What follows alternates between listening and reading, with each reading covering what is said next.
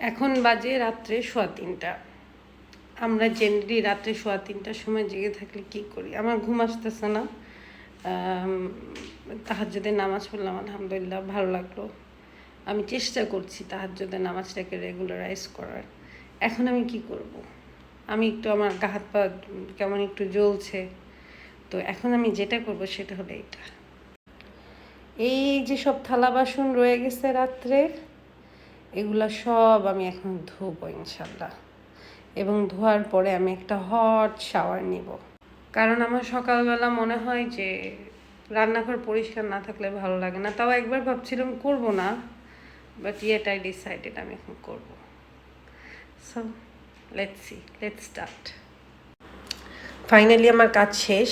Let me show you কীভাবে কাজ শেষ করলাম এই রাত্রে 3টা না, এখন অলরেডি 4:15 বাজে। এই যে আমার কিচেন ফুললি ক্লিনড। পানি গরম করে রাখছি যেন কালকে পানি শর্ট না পড়ে।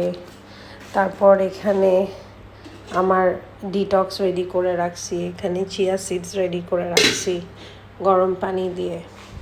অ্যান্ড এই যে সব থালা বাসন ধোয়া শেষ এবং আমার ফ্লোরও মপ করা শেষ। That is how I do my work. আমার নিজের বাড়ি গুছায় রাখতে খুব ভালো লাগে।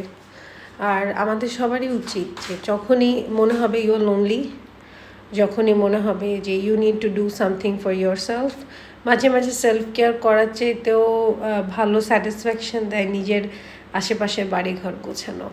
এটাও আমার একটা hobby. Thank you so much for watching this video.